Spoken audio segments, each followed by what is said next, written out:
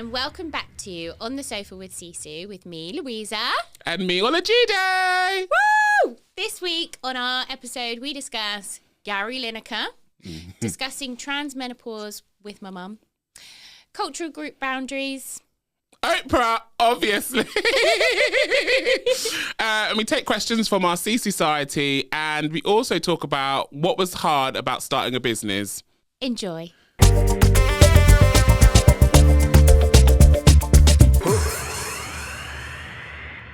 Hello. Hello, everyone. Welcome, SISUciety. The SISUciety. I just love it. I just want to say it so many times. The SISUciety. You've really got it down to a T now. Okay, because I've been practicing. Brilliant. Oh, gosh, right. What did you do this week? How was your week? What did you do? Are we not gonging in? Oh, gong. I keep forgetting about the gongs. Okay. I learned how to do it. You do it. You do it this time. Yeah. So you have to have a flat hand. Okay. And then you ding it. And you do it on the outside. Okay. Can you hear it still? Yeah, so take a deep breath, everyone.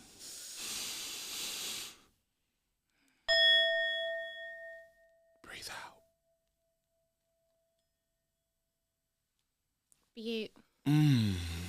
I actually was holding my breath then. Say. Strangely. I was so good you want to breathe out onto the mic. That's not the point. Just on that, quickly, I got us a little something today in Portobello that we can use for these. Watch the coffee. It's called this little store. Watch the Little coffee, Tibet. please. I'm just so scared that coffee's going to spill. It's only a little muslin bag. The Tibetan Singing Bowl, a step-by-step sound therapy guide. Yeah, it talks about the chakras and all of that and how, different healing things. So I'm going to read it and then we can start doing sound bath at mine, like we said. Yeah, I mean, I was actually going to mention it to you today about this thing you're going to do at yours. I think we need to get the date in the diary. But then it was no, I wouldn't read it. $12.99. I think she actually saw me coming, to be honest. I don't reckon that everyone gets sold it at $12.99. The little Tibet. Tibet. Yeah. How cute. That's nice. So we need to book a date in for this sound bath at yours. Yeah, defo. So today I went to Portobello. That was really nice. Had a really nice morning. It was very sunny. This week, I've had a good week. I have completed the confidence workshop that I am running for a cohort of women in entrepreneurship and innovation next week. They were awarded for their product and for their company that they're starting with Katie and Innovate, which are like a funding company. They get a really good, it's a good gig. They get like 15 grand cash injected into their business. They get a whole support network, coaching. Then there's this boot camp that they're running next week, which I'm going to do a confidence workshop in for an hour. So I got that completed, which was great. I just need to finish off the slides. And then, I took my mum for a curry the other night. Oh, nice. As an early Mother's Day Which curry place gift. did you go to? We just went to Blue Laguna, which is local. Oh, yeah. Yeah, really, really local, really handy. Nice. But it was nice to spend time with her because normally whenever I go and see my mum, my middle brother is around, Harley. And, he sometimes feels a bit left out when it's me and my mum because we have a lot of inside jokes that he's not privy to. Banter. Yeah, bants with Marge. That was really nice. I actually had an interesting conversation with her, which I'm going to bring up. And she had this conversation with a friend of hers, so I'm going to bring that up in a bit. And what else did I do? Letters to a chef meeting that we had today. Lovely lady that we met. That was very nice. Good networking. Ish. Yeah. I think it was Isha. Ish. Her full name was Ishwarya. Yeah. Yeah.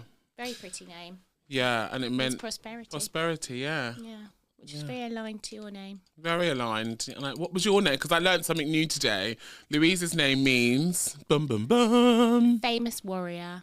Famous warrior. Fighting the good fight. So appropriate you look at me. for I you. literally look like I'm in the military You right look now. like you should be walking down the street with your fist up in the air going, famous warrior over here coming through, fighting for the people, SISUciety coming through.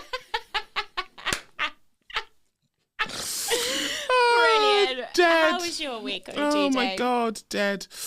My week's been good. Yeah, really good. I feel like this week I've really managed to, you know, when you've got like bits of work that you don't really want to do. Yeah. And you've just been putting it off and putting it off. This week I've really just gone, fuck it, I need to do it. And I've really got into some of the bits and bobs.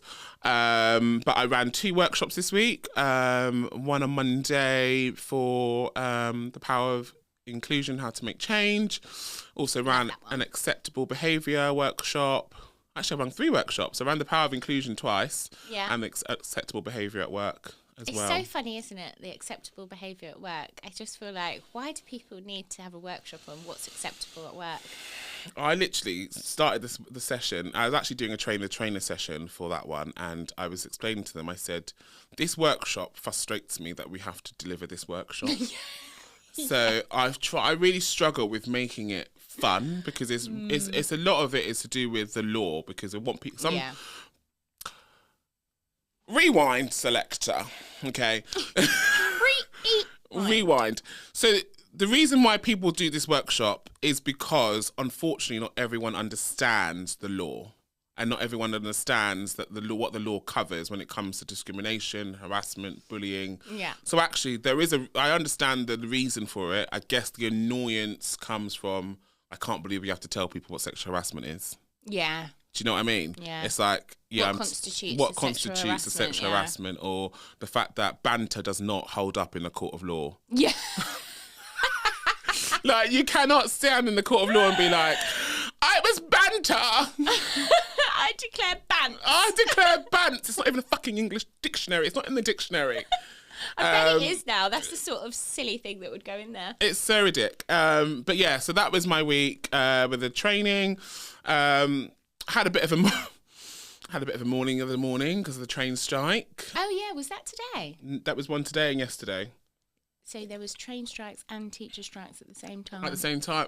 Yesterday was a big day for the country. Bloody hell. Big day for the country. My Shawnee. Yeah, we're getting fucked from every angle. He was marching the streets of London with his banner. Oh, what, yesterday? Yeah, he was in the strike march, loving life with his banner. I can't remember what his banner says now. He's going to hate me for not remembering what his banner says. But he had a banner. But the train strike fucked me, as usual, because I thought that I would be able to still get to Croydon.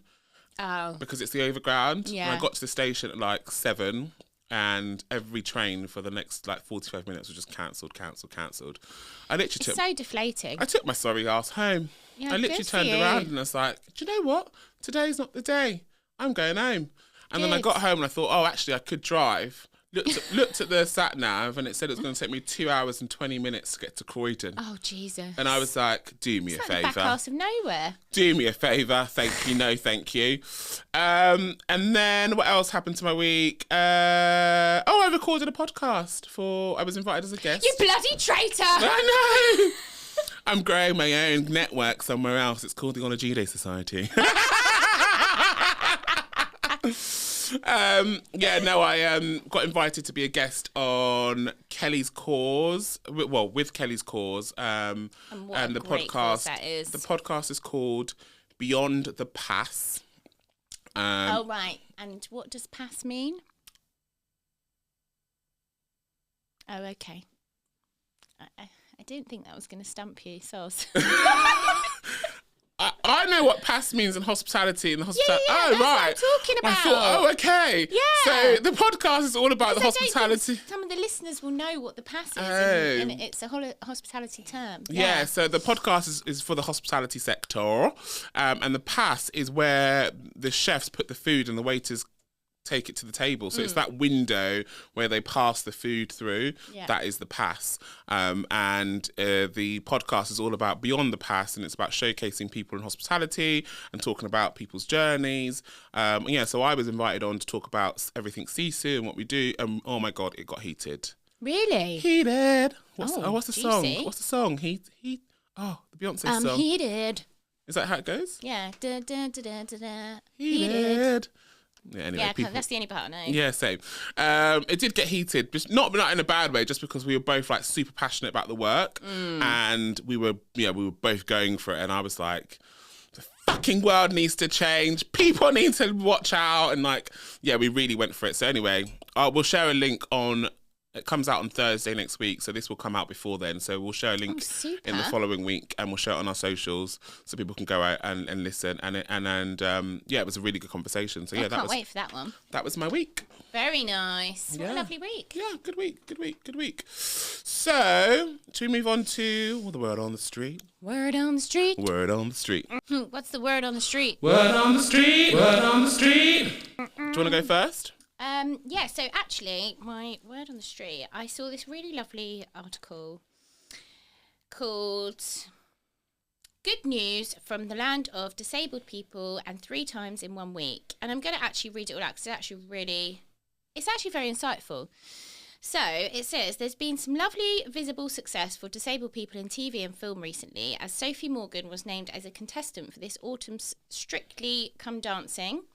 That's Sophie Morgan, who uses a wheelchair, rather than Sophie Morgan, who is a wheelchair, as the Sun's front page would have it, announcing first wheelchair contestant, rather than first wheelchair using contestant. We are wheelchair bound or in a wheelchair if you believe society at large. Whereas if you talk to us, actual disabled people, you'll find out that we use mobility aids. We are wheelchair users, crutch users, scooter users. It's a simple but important shift of language which takes us away from being seen and conversed about as objects into being fully formed and functional humans, which of course we are. Also, not a wheelchair is Paralympian Abby Cook, who joins long-running CBBC show Blue Peter as its first wheelchair-using presenter. Hired not for her chair, but for her unstoppable can-do, according to Blue Peter editor Ellen Evans, which is exactly as it should be. And then to the Oscars, where James Martin was presented the award for An Irish Goodbye, which won Best Live Action Short. The film, which can be watched on the BBC iPlayer, tells the story of a man, played by James, with Down syndrome fighting for his independence. So 3 little celebratory pieces there. I thought, and I actually really liked the way that the article was constructed together with the indication of like how you should speak about people, rather than how a lot of people do speak about people who are using wheelchairs and such things. Well, it's like that whole putting people first before their like disability, like they're humans first before they are disabled. Exactly. Yeah. Like what, that just completely and utterly baffles me that people do that. Humans first. People first. It's all part and parcel of the inclusive principles, isn't it? Really. Yeah. We talk about it a lot in our workshops. Yeah. We do. So I don't even know where to begin with my news because it's been a fucking shabarkle. A shabarkle. It's been a shabarkle. So I don't know if you've seen or heard about the whole shabarkle with Gary Lineker and his tweets. I mean, if you haven't heard about it, you're living under a rock. I swear you hadn't heard about it until last week. That's when it happened, babe. I'm sure. Was it not when Sean showed you the thingy at our house? It was on Friday. Came out. That was when it came out. It was Friday. Yeah. And what I didn't know was that was a picture of Gary Lineker because Sean didn't know the name of him. He was. That's the picture. Bless him. He's aged. And he's got Reggie Cray glasses on. Yeah. Or Ronnie Cray, whichever one it was. I swear he used to be hot. I don't know. He's never really been. I've always thought he looked a bit like a puppet or a cartoon character. Okay, Gary, sorry. Sometimes my brain actually does look at people and relate them to cartoon characters. It's happened so many times. We've digressed. We've gone off key. Yeah, he was explaining him as the highest paid TV presenter in the UK, which I just could not believe. So, for those that don't know, in a nutshell, one of the most famous and best-loved presenters has been taken off air, and it appears to be the midst of a standoff with no clear exit strategy for either side. And this is all because Gary Lineker tweeted, and I want to find the tweet if I can find it. It's probably not even somewhere where I can find it. But he basically tweeted something about the refugees and the situation around what the government's doing with them. And what Rishi Sunak has ordered. Yeah, Rishi and what's the other woman? What's her face? both idiots. Anyway, sorry, did that come out? It came out. What do you know? What I find really funny is that I'm going off piece here. It's in my soul. So what I find really weird is that we obviously got, Rishi Sunak got elected to be Prime Minister, and he's the a person of colour. A lot of the people in his cabinet are people of colour, and this is the first time in a long time where refugee laws are changing, and people that are not from this country are being massively affected, and that's been spearheaded by two people who are not from this country. Are they actually not? Like, not their origin, like they're not originally, Yeah. their history, their heritage is not born of this country. Yeah. They are two people of ethnic minority, and they are the ones that are driving this, spearheading this. And I find it's weird. It's a bit of a piss take. It's really, a bit fucked up. Just speaking about MPs quickly while we're on the news, I saw a piece of news that was 100% not newsworthy, that TikTok is banned from official MP phones. Oh, yeah. Who actually gives a shit? Like, why is that in the news? Who gives a shit if TikTok is banned? Oh, no. The poor MPs can't go on TikTok on their work phone. I don't understand how you would govern that. Absolutely. How would you govern that? Bull. And also, like you said, why is that made news? Well, there's a lot of things that make news that I don't understand. Anyway, back to Gary. So he tweeted something. Basically, BBC got up in their grill and were like, Gary, you fucking can't tweet that because, we are obviously a right-wing institution. Yeah. We are the monarchy, blah, blah, blah, blah. Yeah. And he fucking went, fine, see you later. I know. Well, good for him. And then loads of other people said, see you later. Yeah.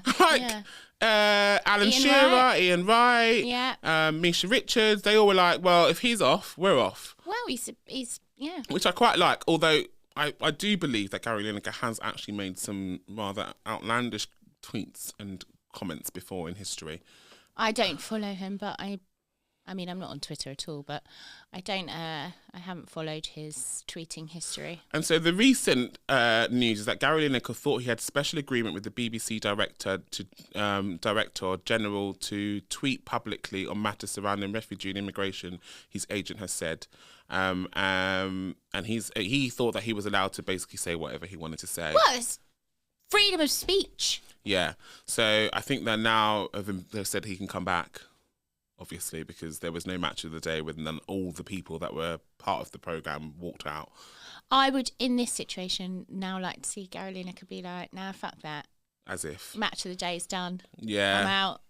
He's still got to pay his holidays to Ibiza and all that nonsense with him and his brother. So that's not going to happen, is it? Do you know what I mean? Gary's got to rave up in Linekers. He's still got to rave it up in Linekers and pop the bottles and stuff, you know what I mean? So that's not happening. Anyway, I just found the whole shabarcle, and that was what it was. I found it a shabarcle. I just thought BBC are trying to control the narrative around someone who should be allowed to have freedom of speech, regardless if they work for you or not. And also, BBC, you are like... What happened? There's so many other people that have worked for the BBC and that have been on the BBC that have said other things that are worse, that are actually like discriminatory, and they've done nothing about it. Yeah, but now Gary Lineker is sticking up for people, and they're like, "No, Gary, you can't stick up for people. Fuck off. Go. See you later." Yeah. Weird. Anyway. Well, that's the world for you, isn't it? It's the BBC, but it's the world. Yeah, basically, it is the world. Anyway. That was the word on the street. Word on the street. Word on the street. Let's get into the E&I topic of the week. E&I topic of the week. This is a topic that you have brought to the table, which I'm excited about. Well, okay, so I'll give you the backstory on this, right? My mum, as I said, I went for a curry with my mum the other day, and she started telling me the story. My mum's going through the menopause. She's postmenopausal. And I learned so much about the menopause in that postmenopausal, sorry, is like when you've come out of it. Yes. So I always thought, oh, wonderful, postmenopausal, you're done, mum, you're all good. She's like, no, mate, that's the worst bit. She's like, this postmenopausal part can go on for years. I was like, whoa, great. Love. Anyway, that's that. So she was having a chat with her friend about the menopause and things like that. And her friend was had brought up something about the trans community and whether or not that they can experience menopause and whether they can experience menstrual cycle. And yeah, so the conversation went on into how can a trans woman completely and utterly feel like they are a woman if they haven't had the full experience of being a woman, or they can't have the full experience of being a woman. And does that relate to cultural appropriation down the line somewhere? And I was like, that's a very interesting concept. And I actually didn't know how to advise my mum on that, because she was like coming to me for like, you know, does this mean that, you know, women should be upset? La la la. Is it a disrespect to our gender? Because, you know, how can one person claim to be a woman and not have the full experience? Blah blah blah. And I was like, right. I was like, well, I mean, I'll be completely honest. And I was like, I don't actually know. I was like, I don't even know if a trans woman can experience a menstrual cycle or menopause.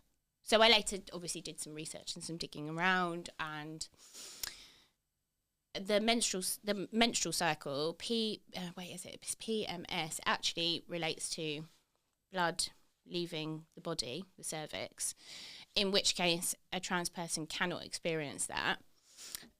But due to hormone injections... A trans woman cannot experience that, but a trans man still could. If they still maintain their reproductive organs. Yeah. Yeah. But obviously we're talking about a man transitioning into a woman. Yeah. Yeah. So so that can happen, but because of the hormones that a trans woman would take, they can experience symptoms of PMS, so like, you know, mood swings and tiredness and things like that. And later on, the same with the menopause, can experience some symptoms, but not all. But it is kind of like, there's actually not a lot of research around it, not that I could find anyway. So if anyone has got some solid research that they would like to send in, then please do, because I would like to learn more about it. But apparently, yeah, the same thing. It's a possibility. But yeah, not enough. And I thought it was a really interesting conversation. Never had a conversation like that before. Oh, no. I also would not have ever... It's a great conversation to have. But also, like, I wouldn't know what to say. I think my immediate response probably would have been along the lines of, but they have their hormones is what I would always assume is what has a lot of the side effects, well, not side effects, the symptoms from menopause. Is all reflective on the hormones that you have, the female hormones. Well, yeah, so it's like losing hormones, but if I don't know, you know, if you're having the hormones injected into your body and they're not naturally there, then I don't know if that has an effect on it either, because obviously when you reach menopause, it's a loss of certain hormones that causes you to go through the menopause. What a minefield! Absolute minefield. I know. I was quite blown away, and I was also quite impressed with my mum for having these types of conversations. I was literally just about to be like, "Oh my god, your mum has like blown my mind." Although she's always been like that, though. She's always been quite open to like finding out more and learning about different types of people. She's always been super curious. So actually, it doesn't surprise me too much, but it's such an incredible thing to be able to have that conversation with your mum. Yeah. But now we need to like go out and find out more information. I feel like it's something that we're very aware of, that we do not know enough about the trans experience. Yeah. Because we don't have a close connection to be able to learn enough from it. And the only stuff that we can learn is stuff that you can read on the internet or podcasts and stuff like that, which actually is not the same as actually hearing stories from real people. No, absolutely. Yeah, absolutely. I thought the connection to cultural appropriation, I was like, whoa, okay. Yeah. Because it is essentially, that is the experience of a woman. Yeah. And if you're not claiming, but if that's how you feel, and then you later transition into a woman, like, how do we like bring the two together and make the experience better for the trans community? I actually would never have thought about it from a cultural appropriation standpoint until I saw it on your notes, and I was like, and I read it and I went, what the hell? Yeah, because my mum was like, well, no one ever cares about women, do they? No one ever cares about the women. The women's experience, fucking shit I'm going through. I was like, you know what Mum's like. I was like, yeah. Yeah, and then I had to go and do some research of my own, and I literally jotted down some notes, which I'm going to look at and read, because I really had to think about what to say and how to say it to make sure it come out the right way. So first of all, cultural appropriation is the act of taking elements of one culture and using them in a way that is disrespectful. So that's, for people that don't understand, that's what cultural appropriation is. It's using something that's disrespectful, insensitive, or exploitative. Yeah. Is that how you say explorative? One or the other. Fucking hell, my language. Honestly, I feel like I should go and see someone. Like what? A Like speech therapist? Yeah. Stop it, for God's sake. Anyway, it can be harmful to the cultural group whose elements are being appropriated, as it often perpetuates harmful stereotypes or erases the cultural significance of those elements. So in the context of the trans community, cultural appropriation can occur where non-trans individuals adopt aspects of trans culture, such as language, clothing, or body modifications, without fully understanding or respecting the experiences and identities of trans people. This can then lead to the erasure of trans visualization of the struggles and experiences of trans individuals, and can perpetuate harmful stereotypes about the trans community. Which I was like, bloody hell. Did not even think about that in that sort of context at all. And then I was like, okay, cool. But then I was like, it's important to recognise and respect the boundaries of cultural groups, which I think is the most important thing. It's like, there is always a line, I think, and you kind of know where the line is, but it's about respecting that different people are going to impacted in different ways from certain things depending on what their individual experiences are. So certain women will see a trans woman and immediately feel angry because they feel like, you're not going to experience what I've been through. I've been a woman my whole life, that kind of thing. And you can kind of have to respect each individual's opinion and around it, I think. Would you not say? Yeah, I totally agree with that, yeah. Yeah. And it's important that you avoid appropriating their culture without understanding and honouring the context and significance behind it. When engaging with the experiences and cultures of trans community, it is important to do so with respect and sensitivity, to prioritise the voices and experiences of trans individuals themselves.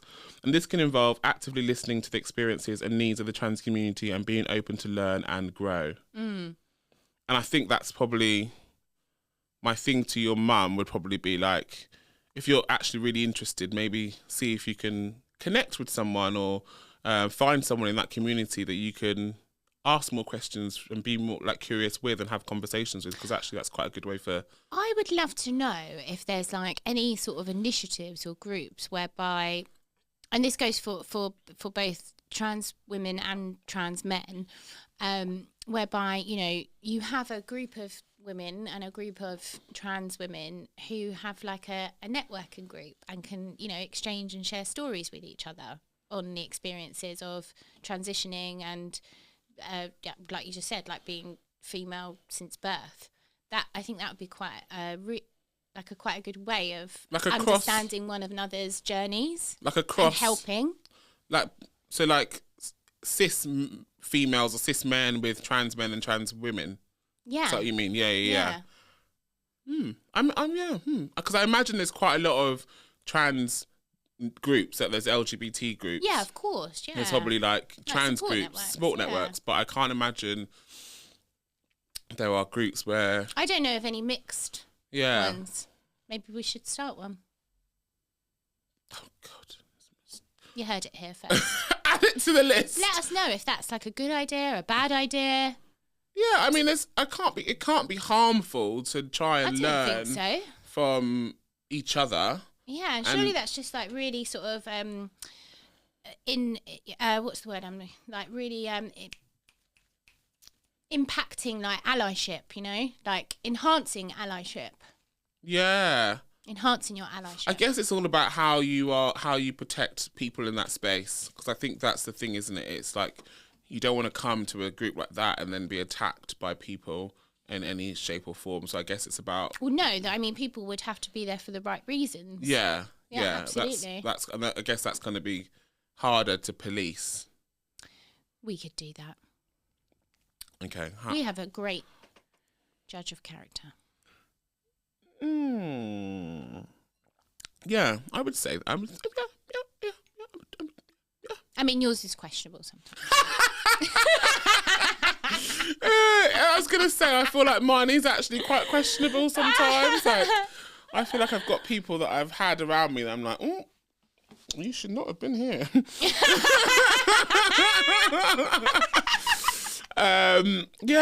But that's a really, I like that topic. That's a really interesting way to look at it. And in terms of like learning more about the menopause, like how do we go about that?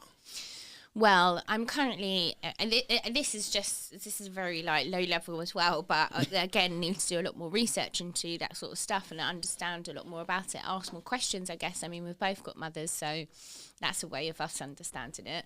But I have been asking my mum, pressing my mum to start doing little like short 1-minute interviews with me for like how she feels, because some of the shit she comes out with it's actually hilarious, but also very insightful. Like she said to me on the phone the other day, I was like, oh, I don't know, I think I said like, how's your morning been or something like that. And she went, well, I woke up today and I thought to myself, don't know who you are, but you can fuck off. I was like, what do you mean? She was like, I just don't feel like myself. I was like, oh, right, okay, got you. She was like, it's this bloody menopause. It just changes me. It changes who I am. I don't know who I am. I was like, oh, okay. I wasn't expecting that. But yeah. She basically woke up in the morning and told herself to fuck off. Oh, I know. Yes. I know. I mean, there is definitely a lot of education that needs to be done around the menopause. I think so. I think especially in the workplace environment. We were talking about this not long ago in a taxi. When we were going to... Where were we going? We go a lot of places in cabs. No, we were with the girls. We were all going to Ministry of Sound and we were talking about the menopause. Yeah. And everyone was... And I actually found it a really interesting conversation in the taxi. Were we? Yeah. On the way there? Yeah, on the way there. We were talking about the menopause. Oh, I feel like I must have been drunk already. I don't remember that. No, you were talking... I think it was even you that brought it up in the first instance. Probably. I find it really fascinating at the moment just because my mum's in the absolute throes of it. And every time I speak to her, she just has these little... stories to tell me that I'm like, whoa, oh my God, I am not looking forward to that. What would so from like speaking to your mum and from like, just from like your personal experience in life and in the workplace, what would your advice be to businesses that are thinking about doing something around the menopause, and where should their starting point be? That is tough because initially I would say you need to actually start speaking to the women in your business and, who are of a certain age. But from speaking to my mum, it's super hard to kind of like come to terms with it and speak about it. And it's really personal. So I think I would start off like very sort of surface level and start maybe doing like, I don't know, some little networking groups, some talk lounges. Oh, another plug. They're just such a good way to start off any conversation. Shameless it really is. Plug, yeah. But yeah. it is. It is. Yeah, I think I would do that and maybe sort of like send out, a blanket resource page, newsletter or something, oh my God, I just had like a flash forward. A flash forward? I just had a flash. What's my face? I like that. A flash forward. I just saw us like doing the talk lounges on TV. Oh, yes. In a studio. Like with loose women or something like that. Yeah. Not like that, yeah. But I just basically saw us like doing what Oprah does. Yeah. You love Oprah. Oh my God. She crops up in every combo. Shoot. So yeah, I can't. That is. Oprah, if you're listening, send a signed autograph or something. No, I want to be invited to her house. Oh, that's creepy. No, her house is literally like incredible. See, this is what I feel like. You are with Oprah how Sean is with Dolly. I don't know if it... So just understand. Understand. I don't know where you've gone with this one, but okay. Anyway, that's what I would do. I think I would start the conversation by sending out some resources, sending out maybe like just a little statement or something to say like we support the women in our business who may be going through blah blah blah. Like it's not calling it anybody. It's not pinpointing anyone then, is it? It's actually just raising the awareness. And then you start to build a safe sort of environment for the women who may be going through that situation at the time of their life. Yeah. It happens. I also just think it's about also being a bit more aware of like when certain situations might appear and what the reasons for it might be, and not making people feel like they're being... Don't call no women crazy. Yeah. Do not call no women crazy. Yeah, or don't say is it the time of the month? Yeah, shit like that is very unhelpful.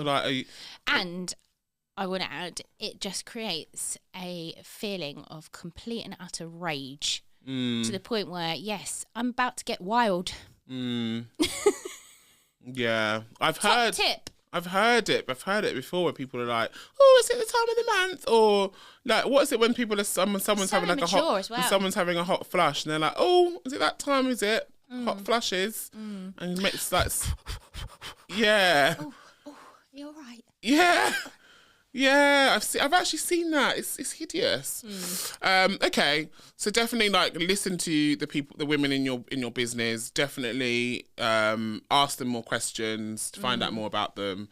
And I would always say as well, like, yeah, get some people to talk about it if they feel comfortable about talking about their experience, because that's how people then learn about some of the signs and actually be able to empathise with what someone might be going through on a day-to-day basis. Yeah.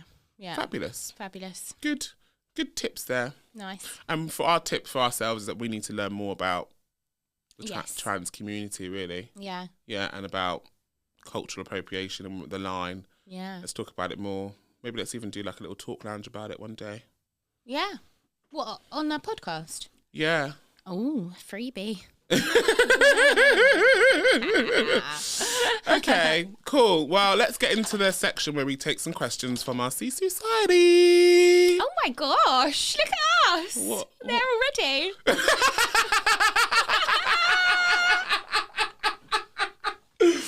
Oh God. Okay, so you're hilarious today. You're literally killing me. Had a restful week. First question. So last week obviously was we talked about storytelling and we shared an insight into our lives, which I listened back to the episode and I was like, oh, I love us. Oh really? Yeah. Oh, cute. Yeah, I was like, this is really cute. It's a really cute episode. Because I felt quite nervous when we walked away from recording that podcast. So did I. Yeah. I was like, I don't know what we just said. And then it went live and I was like, shit, it's out there. It's out there. But yeah, I felt like it was a really nice episode. It was what's it called when you like feel like you really you peel like a layer of someone and you really get the insight into An onion? Yeah, it's like really peeling an onion. Shrek. What? I'm You're like just saying words. This is now a word association. Oh, Jesus Christ. Okay, so the question is, what did you find hard about starting your own business? Everything.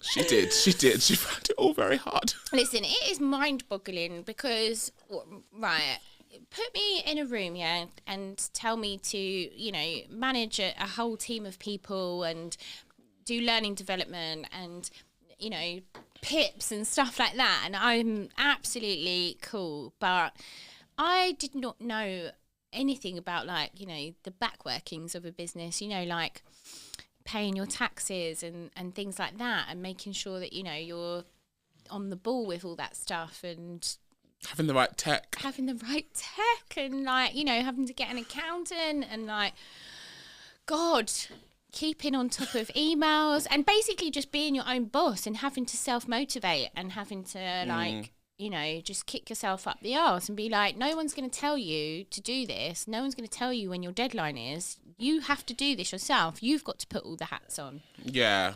That was definitely what I found hard was there's the putting on all the different hats, whether it's, you know, your marketing hat, your sales hat, your finance hat, the fucking all of it. Every hat you had to put it on, and no one even really knew that was going on behind closed doors. Like, it was like there was so much work that goes into us even coming onto a podcast and recording an episode. Yeah. Like the work that goes into putting other. It's just like you record a podcast and you're like, you don't understand what's gone into that episode. Yeah.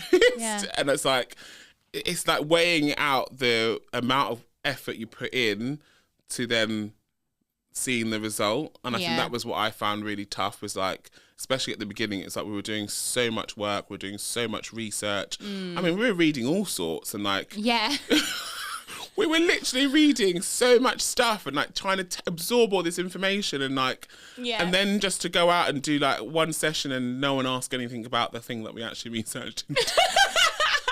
And you're like, I spent hours preparing. But do you know what? From that though, what we realised, I think, is that if you're just being yourself and being genuine and being authentic and you know, being empathetic and listening to people, actually, like, all the other stuff does matter. You know, you need to have it in your arsenal, but you don't. That's what people cared about.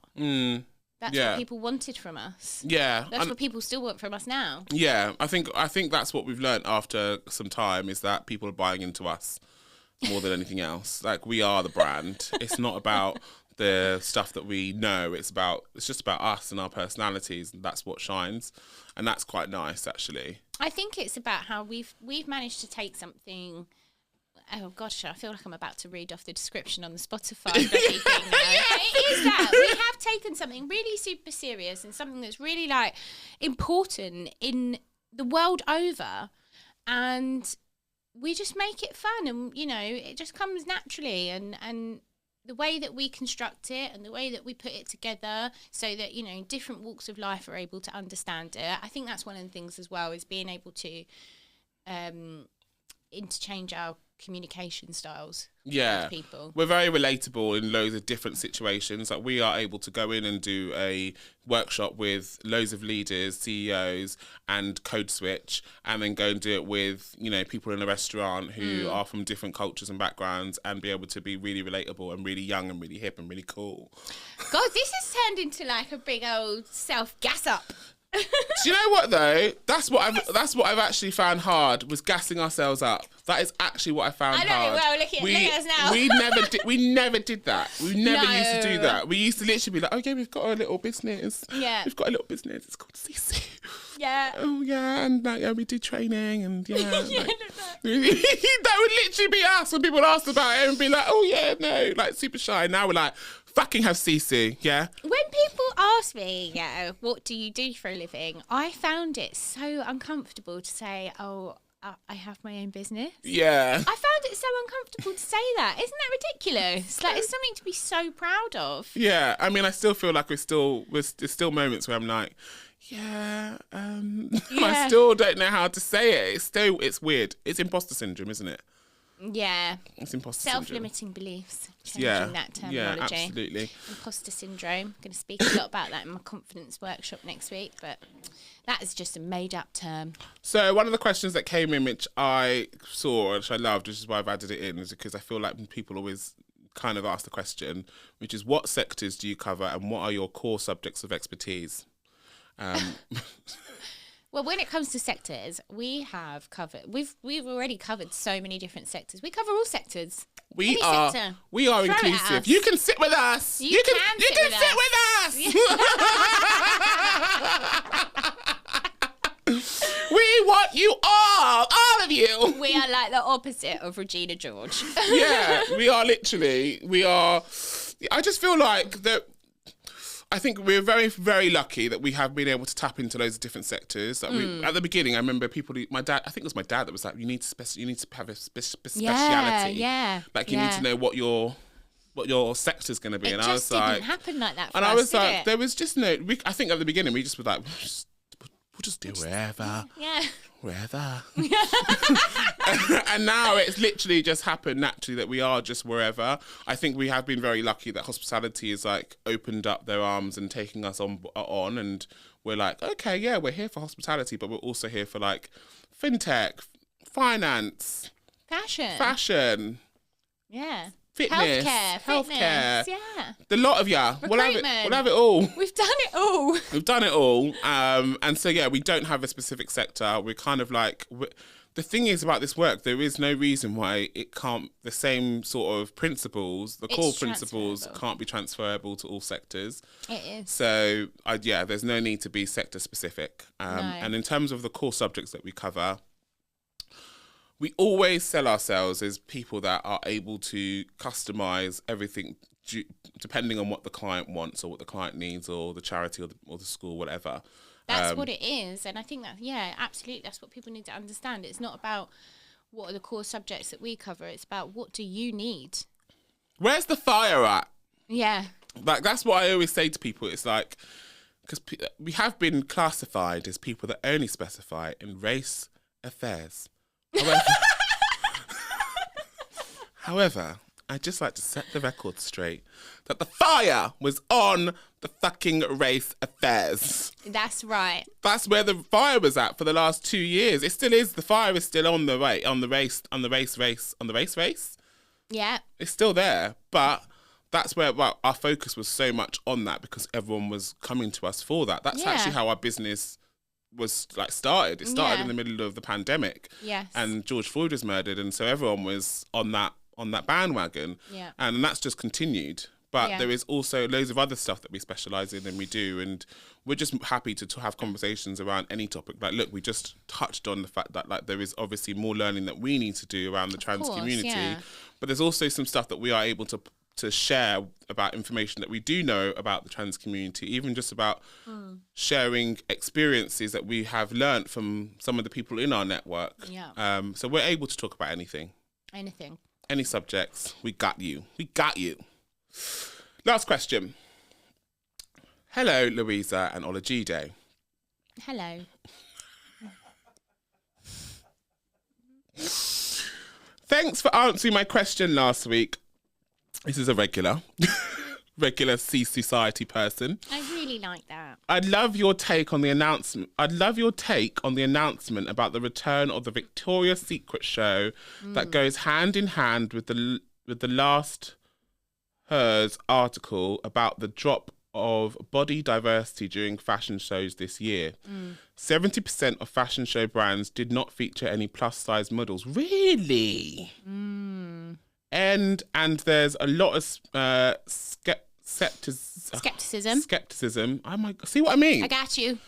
About the return of the Victoria's Secret show and the why behind it. Knowing all the backlash they received for their lack of representation in the past, I'd love to have Louisa's view on that, since she works in the fashion industry and might have some sample production works, and why it might or might not be default for fashion brands to reinvent the wheel. Sorry if it's not clear. Hope that makes sense.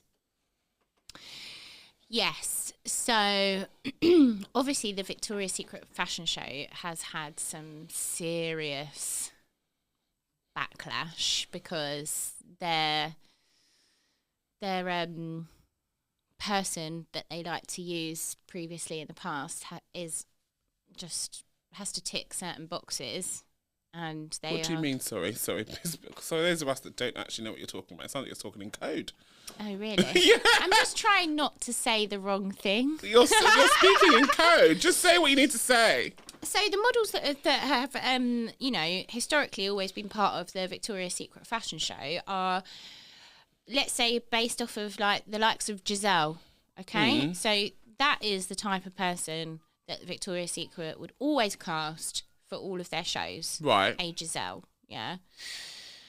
So I think that's why there's a lot of like, should we really be bringing back Victoria's Secret? But they did go offline for a while, didn't they? They didn't do a show for a while, and now they're coming back. one would hope that they have learned from their big mistakes. And if they haven't, then I think that, you know, my advice to them would be take a look at something like the Fenty show, which for me has a lot of visual diversity and there is a lot of body diversity within that show. I think that has been, I mean, literally by miles more representative than the Victoria's Secret fashion show has ever been in its reign. So I think that, you know, it's a bad situation that the fashion industry is in.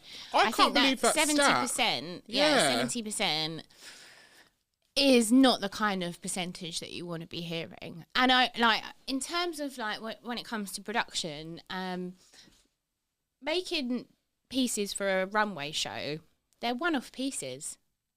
Pretty much, you're making a one-off piece for a runway show. So why can't you make that one-off piece for the model who is, you know, not the average, you know, not a size 6, size 6, 4. whatever they are, whatever they may be. Why can't they?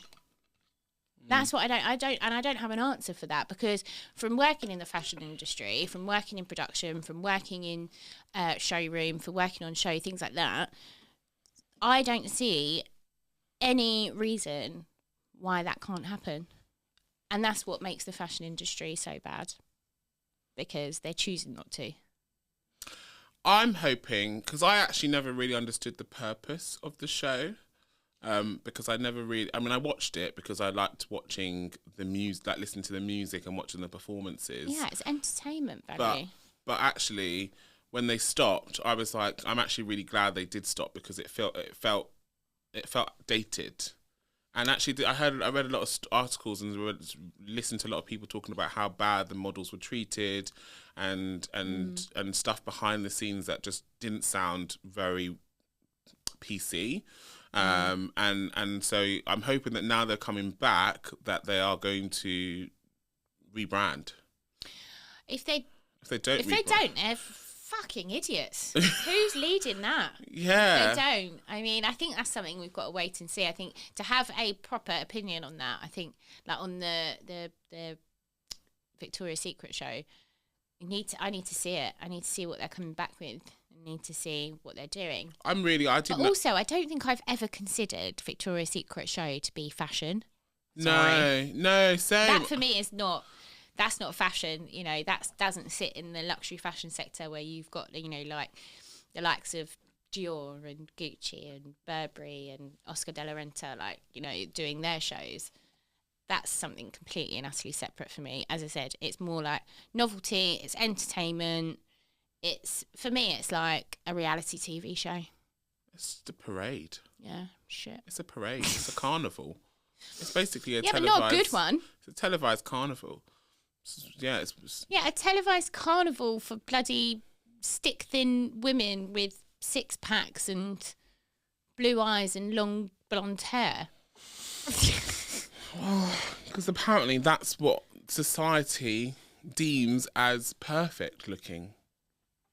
Well... And that's the problem, isn't it? The problem is that they are catering to a world of people who deem blonde hair, blue eyes, or brown hair, blue eyes, and skinny, and the majority. Yeah, well, that's down to media as well. You can't believe media. No, but that is down to the media, and unfortunately, that's what they continuously show us. Is that's what beauty is in the eye of the beholder. Yeah, that's really, really fantastic for you to say, but like it's just not what's being translated through modern day media. No. And then that's where the change and the shift needs to happen, because they're just doing what everyone else is doing, but they're putting it on a bigger scale. Like, yes, look at Love Island. Oh, I know. Look at Love Island. It's literally exactly the same as Love Island. Yeah. But people still watch Love Island and give it the fucking clout that it doesn't need to have. Yeah, absolutely. And it's exactly the same thing. It's everywhere. You literally cannot turn around without seeing that message in your face. It's disgusting. As someone who has struggled with their body image and their body size, I'm so bored of the narrative of what beauty standards should be. and it's so dangerous for people's mental health and their well-being. Yeah. And I feel like that stat of 70% of brands not featuring any plus size models, as alarming as it is, it doesn't surprise me, because there's still so many fashion houses that don't stock sizes that will fit me. Yeah, I know, exactly. And I've had the problem for buying my clothes from normal like fashion houses for most of my life, and that's sad, because I mean I'm a big guy, but there are probably bigger people than me, and it's like ridiculous that you can't just walk into a store and pick up a pair of jeans that you want to fit. Like it blows my mind that we're still at that stage at 2023. It's outrageous. And do you know what I hate as well? You know, when there's like when a fashion house does have a plus size model, I actually hate that term as well, plus size model. I know. I'd rather not use it. Just you'll call them a freaking model. Yeah. So when a fashion house does fucking do the right thing, inverted commas I'm doing, for those that are not watching, when they do that, the amount of bloody shouting and celebration that goes alongside it is a fucking joke. We've just had our first plus size model. Yeah, round of applause. That poor person that's walking down the runway. I know. Jesus. I would like to see the models speaking out a little bit more about this. That's what I would like to see. I would like to see the models speaking up a little bit more about it. I would like to see more of a stand from the models as well. Like you know, they have a voice, they have an opinion. I want to hear it. Yeah, same. We'll leave it at that, because otherwise we'll be here forever. But I just think, yeah, it's sad. It's a sad state of affairs, and yeah, the fashion industry needs to do better. They do. Point blank. Period. Okay, let's move on to the final portion of today's episode. Our Mannies of the Week. Louise has just made a face which makes me believe that she probably doesn't have a manifestation for this week. I'll tell you mine first. My manifestation this week is to stop saying I'm busy. I need to stop being busy. Do you know what? Oprah says, if you tell yourself that you're tired when you wake up in the morning, you are going to be tired. If you tell yourself you have no time, you have no time. Yeah, Oprah says that. Can you believe that? I knew that. It's because she's impactful. You don't realise how impactful she actually is. That is one little clip I've seen of Oprah. Yeah. I bet you've seen a lot more. You just won't own up to it. Yeah, so basically I am well known for saying, oh my God, I'm so busy. Oh my God, I'm so busy. Oh my God, I've got no time. And I really am taking notice of the things that I put out into the universe, because I'm a powerful being, and so I have to be careful with how I use my powers. Yeah. And because actually I'm losing time. I'm literally losing chunks of my week. Here. Oh, that was rubbish. Here. You heard it here first. Yeah. My money is going to be, I actually did have one. I watched Brené Brown. Look at you, Oprah and Brené. I watched her on Oprah. I watched Brené Brown on Netflix the other day. The vulnerability one. Yeah, courage and vulnerability or something. And whilst I was doing my ironing, and I thought, do you know what? This is brilliant, because I'm getting my chores done here whilst learning, and listening and all of that. So that is going to be my money this week. I am going to continue doing that and make sure that every time I do my ironing, I put something beneficial on, because I absolutely loved it. I was standing there, ironing, crying, learning. It was great. I would have loved to be a fly on the wall for that session. I was like, yes, Brené! Honestly, you should start listening to her podcast. She's incredible. She is such an incredible woman who talks about stuff and brings stuff to makes it so like is relatable. Is her podcast visual? No. Oh. No. I mean, maybe if you go on her website, maybe you can. But I feel like they're not visual. She's not a visual website where she's not a visual podcaster. Okay. But yeah, she's just incredible. She's just incredible. Here Big up, Brené. We'll put the link in the show notes for the Netflix special, because it is really, really good. Whew. Well, super. That's that. That's that, Mrs. That's that. That's life. That's the end of the podcast. Lovely. I mean, how does it happen so quickly? Just like that. Flash of a light. We are done. Well, thank you, y'all. SISUciety, you've been great. Keep the questions coming through. We love to see it. And yeah, catch us on the flip side. Stay brave, stay curious. And stay honest.